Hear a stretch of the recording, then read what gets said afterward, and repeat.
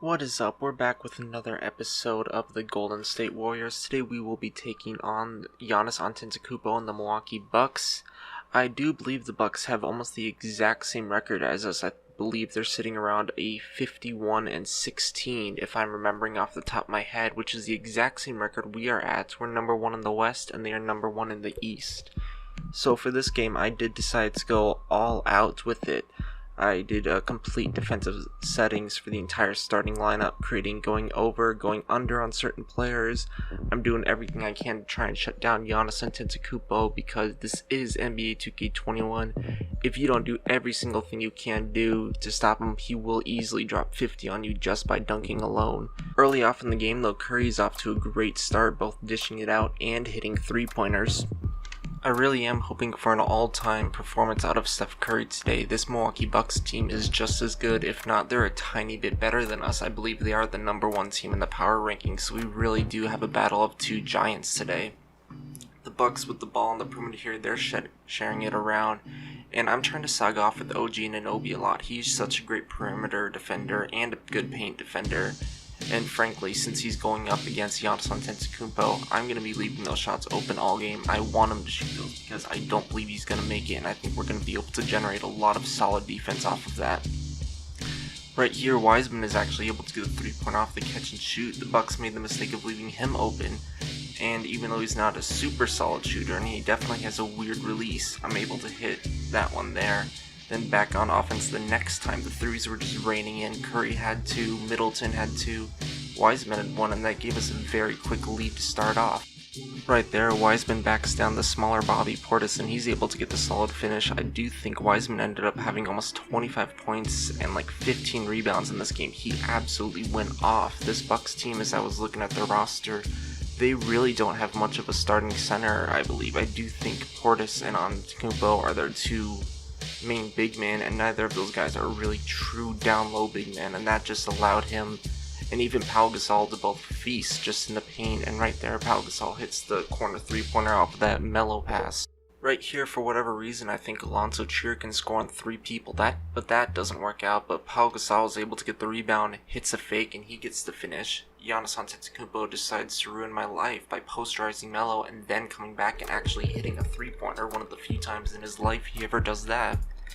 Luckily though, we got the ball back on offense, and Steph Curry takes Drew Holiday's ankles and he gets the tough finish around the rim. I think in this game is probably the most amount of times that I actually went to James Wiseman in the post, and plays like this are why. Almost every single time I gave him the ball, he was either able to do a drop step or a post spin and be able to throw it down. The Bucks simply just had no way of stopping him. And speaking of people they can't stop, Steph Curry was another player that they can't stop. He's up to 11 with his third three-pointer. Even Carmelo Anthony is getting in on the post action by getting the tough finish there. At halftime we have a 5-point lead, but the Bucks have just been fighting back. Every time I hit a three-pointer, every time I get a big play, they come back, and either Drew Holiday or Giannis puts in the 2 points, really making this another difficult game for us. About halfway through the third, we're going to get a Trier Wiseman pick and roll going, and Trier is going to be able to miss this one at the rim, but then Wiseman, he comes back and gets a very solid rebounding finish. The 2 points there, showing off how good of a game he's been having. One player I think many of us forgot about was Andrew Wiggins, who was traded in the second episode after only our first game, just because it's Andrew Wiggins, why would I want him on my team? So this was a bit of a revenge game for both him and Middleton.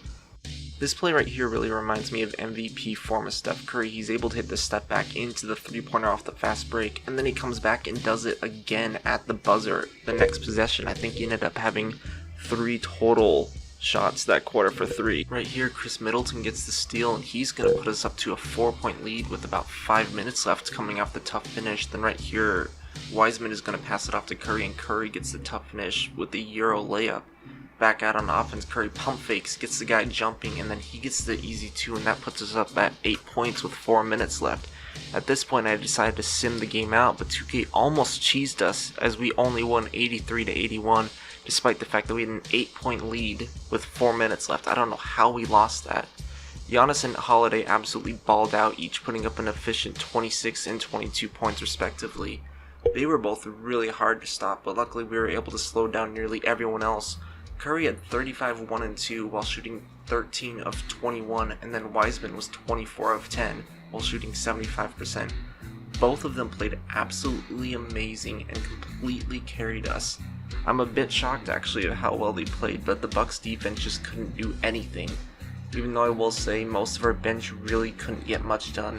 OG, our new guy, as solid of a player and as much as I really like him, he just couldn't get anything done against Giannis. Neither could Eric Paschall or Draymond Green. And if you're interested, this is a quick look of what our rotation has been looking like. I really didn't go too in depth on it. Next season, I do plan on creating a specific rotation schedule for the CPU every game. My goal is to be having at least one starter on the floor at all times. For some reason, 2K thinks that we're going to be taking a center with our pick, which just makes no sense since that we already have James Wiseman and the center position is something we'll fill in free agency. This is a big question with the rest of the episode. The injury that I put on Klay Thompson is healed literally the game before the playoff starts. So I'm trying to figure out, and I would like some viewer feedback from you guys on what we want to do. I do have a few options. We can either leave him out and try and keep it realistic and we'll work on him next year, or what we can do is we can have him come back and play on a bit of a minutes restriction, so like 10 minutes in the first round, 15 in the second round, so on. Or we could have him come back, but I can reduce some of his physical attributes since he's coming off an Achilles injury. I could reduce things like his lateral quickness, his speed, jumping strength, things like that, so that way he's a bit more slowed down. And right here we're looking at some of our award winners. Unfortunately, we didn't bring home Rookie of the Year or the MVP. Personally, I may be a bit biased since I'm running this team, but I do believe that Steph Curry should have won the MVP with how well he played, and James Wiseman was just runner-up, which I'm still incredibly happy with how we played. And our general manager, who's actually us, who I have no clue who that is, we actually did win Executive of the Year, so that makes me pretty happy that we're at least getting some recognition there. This is a look at the stats and who is in the first team. We actually didn't get anyone in the first or second team. Curry fell all the way down to the third team, which absolutely surprised me. I don't really know how both James Harden and Trae Young played better than that, but apparently they did. I did end up checking the total stats after this game, and about 12 people scored 30 plus points per game in this simulation, which makes absolutely no sense to me. I think there's only like 6 people doing that right now. But there was a ton of competition and a ton of people scoring this year, which is a bit unrealistic, but hey, that's 2K for you. So just how you saw me in that Bucks game, for the playoff series we're going to be doing, I'm going to be going very in depth. I'm going to be creating specific matchups. Each player is going to have their own specific settings, that way we can try and defend them the best. In this episode I'm just going to do some general talking. We did end up with the number 1 seed, and the Trailblazers actually fell all the way down to the 8th seed, which surprised me. I really thought the combination of Dame, CJ, and Nurkic could get them a little higher, like around the 5th or 6th. But anyways, this is definitely a bit of a tough matchup for the 8 seed. You never want to go up against a player as good as Damian Lillard. He has shown for basically his entire career that he can carry this franchise into probably the second round if we really let him go off. I think for most of the time I'm going to be putting either Chris Middleton or OG Anunoby up against him, because really we have to stop Lillard at all costs. This Trailblazers team outside of Lillard isn't that good. If we can slow Lillard down, then I know we can win this. Then the other thing is their centers. Both Joseph Nurkic and Enes Kanter are pretty weak defensive centers, especially Kanter, who my jaw physically dropped when I saw this. He had a D+ defensive rating, and he also had pretty low post control. So whenever he's on the floor, I'm going to be trying to focus on getting Wiseman on the floor, and honestly, that's going to be some barbecue chicken, because there's no way that Enes Kanter is going to be able to stop him. I'm really expecting that Wiseman's going to go off for at least 23 a game against these guys. Overall though, I do think that this is a pretty winnable series. Damian Lillard is their only main star, and with a good defense, good defensive settings, and a lot of help, I do believe that we can slow him down pretty quickly. So the big question of the day is Klay Thompson and what we want to do with him. Like I said, I do have a few ideas, but I do want to make this fair, and I do want to make this series realistic. We could be super accurate to real life and keep him out of the playoffs entirely, because he won't be able to return back until the next year.